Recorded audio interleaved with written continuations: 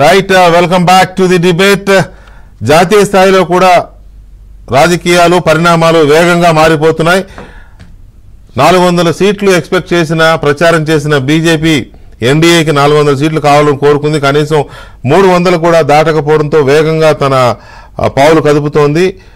ప్రస్తుతం ఎన్డీఏకి 293 స్థానాల్లో మాత్రమే అనుకున్న ఆధిక్యతలు ఉన్నాయి. ఇంకా చాలా రౌండ్ కౌంట్ జరగాల్సి ఉంది. బీజేపీ సింగిల్ డిజిట్ ఇండివిజువల్ గా సింగిల్ డిజిట్ దాటలేదు. అంటే అవసరమైన 272 సీట్లు బీజేపీకి ఇండివిజువల్ గా రాల. ఎన్డీఏ మొత్తం మిగతా మిత్రపక్షాలతో కూడా కలుపుకుంటే 293 స్థానాలు అవుతున్నాయి. దీంతో ఒక్కసారిగా బీజేపీ నాయకత్వం మొత్తం వేగంగా పావులు కదుపుతోంది. ఎన్డీఏ పార్ట్నర్స్ అందరినీ కన్సాలిడేట్ చేసుకోవడానికి, ఎన్డీఏ కూటమికి వచ్చిన నంబర్స్ ని కన్సాలిడేట్ చేసుకోవడానికి ప్రయత్నాలు ప్రారంభించింది. ఇప్పుడు బీజేపీ తర్వాత ఎన్డీఏలో అతిపెద్ద పార్టీ ఏదైనా ఉంది అంటే అది తెలుగుదేశం పార్టీ.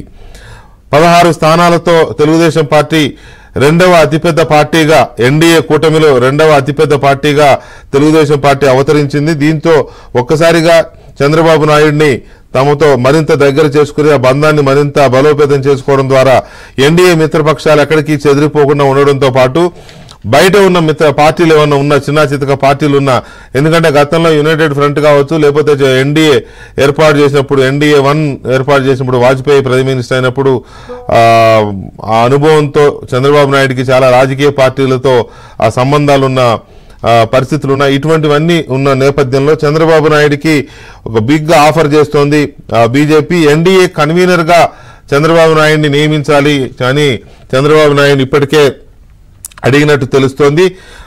దానికి ఆయన సమాధానంగా ఒక 48 అవర్స్ లో ఆలోచించి చెప్తానని చెప్పినట్టు కూడా సమాచారం వస్తోంది. సో చంద్రబాబు నాయుడికి ఎన్డీఏ కన్వీనర్ పోస్ట్ ఆఫర్ చేయడం యొక్క వెనుక బీజేపీ ఉద్దేశం ఏంటి?